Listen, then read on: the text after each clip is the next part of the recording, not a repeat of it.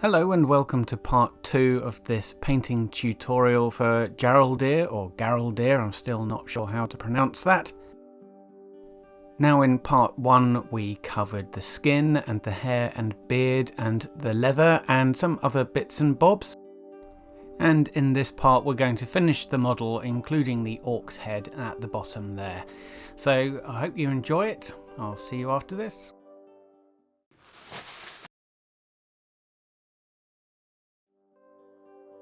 For his trousers I went with a base coat of heavy green from Vallejo's extra opaque range. And then I went over this with a wash of green ink from Vallejo.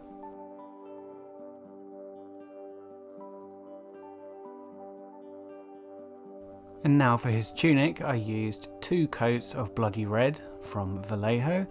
And the black undercoat here just lent the bright red a slightly darker hue.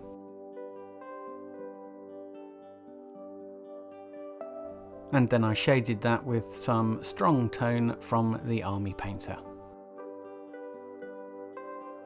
I also applied some strong tone into the deepest creases of the trousers, mixed in with a little bit of the green ink from before.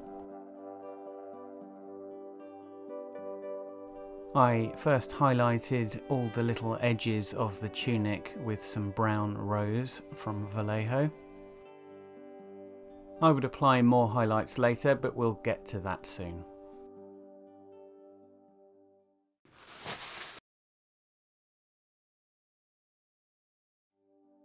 I gave all of his buckles and metal loops a coat of gunmetal from Vallejo, as well as the buttons on his straps here and on his boots.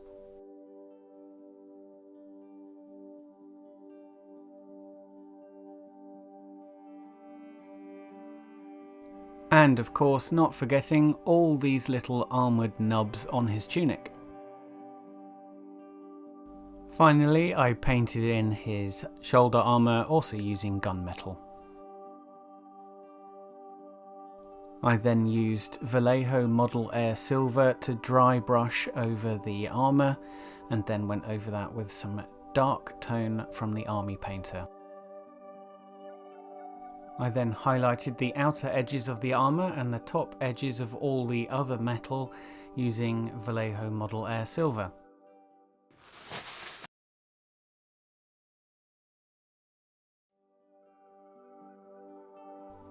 I shaded in this section behind his buckle with some soft tone from the Army Painter, and I also used this to shade in the bottles of potions or whatever it is he's carrying here. And then for this little bag that he's got, I used some strong tone. Then it was back to the soft tone for his pipe. One thing I forgot to film was me giving his pipe an initial coat with stone grey from Vallejo.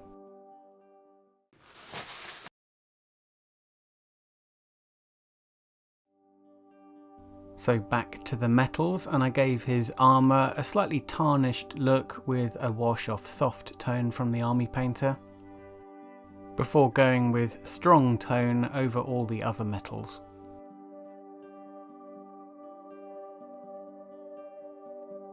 I highlighted his bag using leather brown from Vallejo.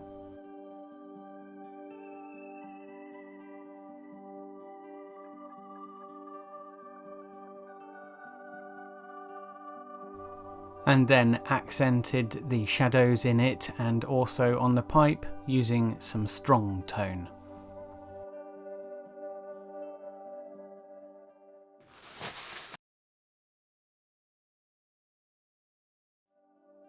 Now I said I'd return to the tunic highlighting, and I decided to go over the brown rose with some orange red from Vallejo. I just wasn't happy with it before.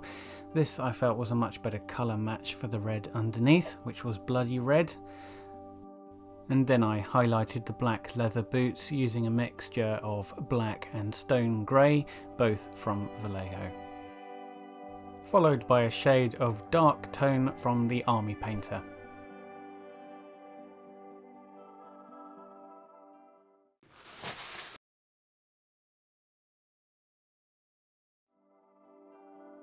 So onto the sword, and this part was really good fun.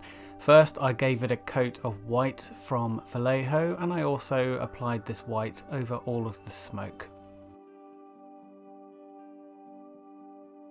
As a base colour for the sword I used Gunmetal from Vallejo.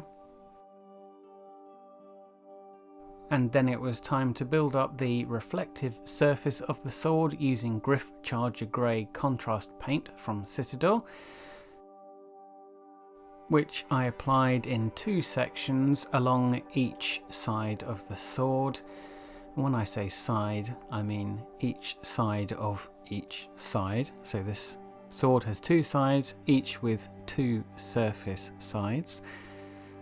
And I made sure that the pigment was strongest in the centre of each part of this Gryph-charger grey and where the blade met the handle. And whatever pattern I painted on the left hand side of the sword, I painted the opposite pattern on the right hand side of the sword, as you can see there. And here's what it looked like once it had dried. And since I already had the Gryph-charger grey out, I started on the smoke and I applied the Gryph-charger neat to the very bottom of the smoke as it emerged from his pipe, and then thinned it out with a little contrast medium and painted it along the rest of the smoke, blending it into the neater stuff.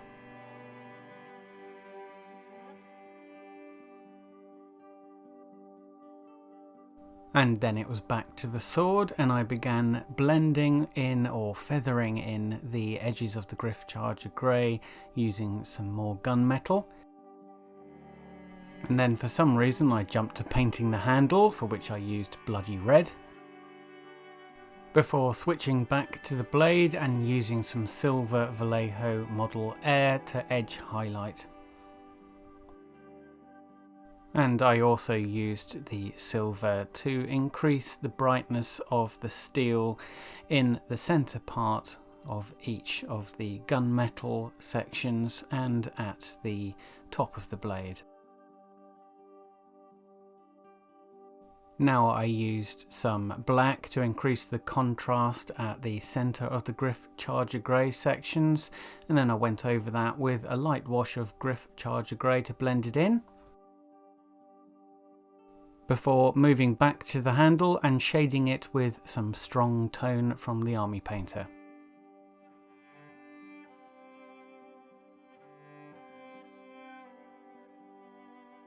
On the smoke I dry brushed over some stone grey from Vallejo. I went very carefully with this so as not to obliterate all of the Gryph-charger grey underneath. And then I picked out the details on the sword handle using the stone grey and dry brushing again. And one final detail before we move on, I painted the ornamentation at the top of the pipe with gunmetal from Vallejo.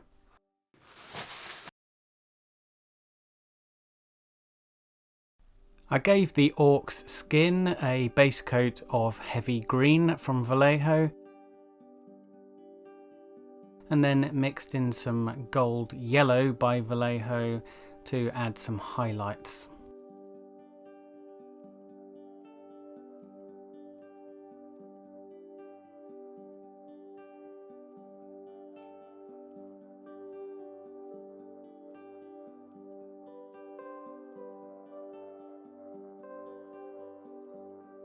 I increased the amount of gold yellow in the mix to add some lighter highlights on smaller areas of flesh over the original highlights.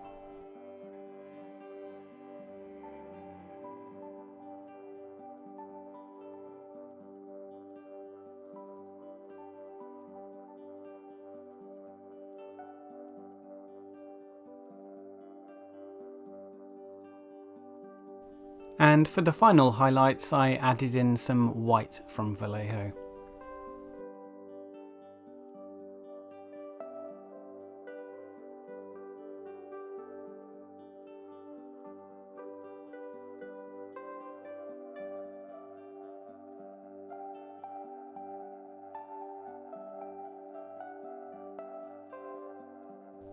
The teeth and eyes both got a base coat of Vallejo white.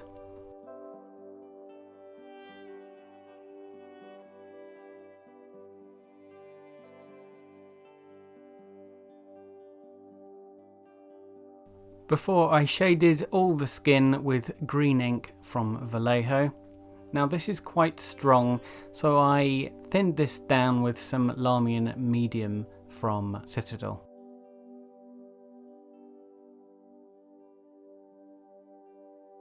Going carefully to avoid the teeth, I first painted the inside of the mouth using brown rose from Vallejo, and then moved to the back of the head to paint his hideous neck wound with the same colour, and then moved back round to the mouth to carefully paint in the gums.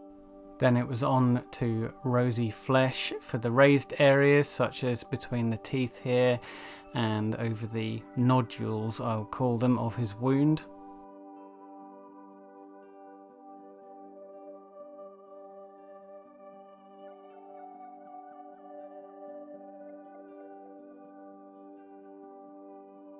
And then I gave all those pink areas a wash with thinned down Carroburg Crimson, thinned with Lahmian Medium again.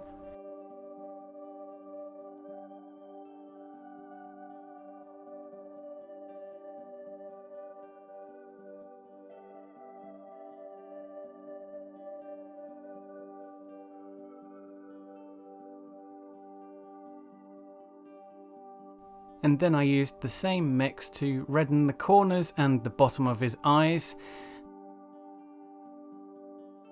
before applying a final highlight of pale flesh to his wound. Then it was back to his eyes, and I started painting in the irises, and for this I used first black by Vallejo and painted a semicircle at the top of each eye as though his eyes had rolled into the back of his head. Then with a mix of leather brown and black, both from Vallejo, I painted a smaller semicircle inside the black, leaving a thin black line around the outside. And because of how his eyes were rolled back, I didn't need to paint in a pupil. Finally, I gave his teeth a wash with soft tone from the Army Painter, focusing the pigment where each tooth met the gum.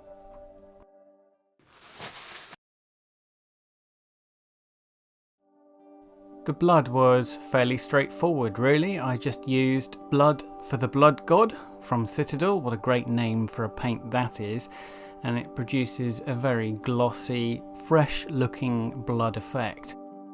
I just had to be careful not to obliterate all of the detail on the neck wound, and then when it came to the sword I had to make sure that the blood was in the right place and at the right angle for him to have swept his sword down, knocking the orc's head off. I just focused the paint on the top edge and flicked the brush down at an angle to catch the lower edge, and that was that. Well, there we go. My first miniature painting video. Well, not that the video is miniature, but the miniature is miniature. I hope you enjoyed watching it as much as I enjoyed making it. I hope you can join me for the next part in this series, where I'll be discussing my plans for the diorama base for this beautiful model. And of course, if you want detailed written diorama tutorials with loads of photos, do join me over on my Patreon. Thanks ever so much for watching. Take care now. Cheerio.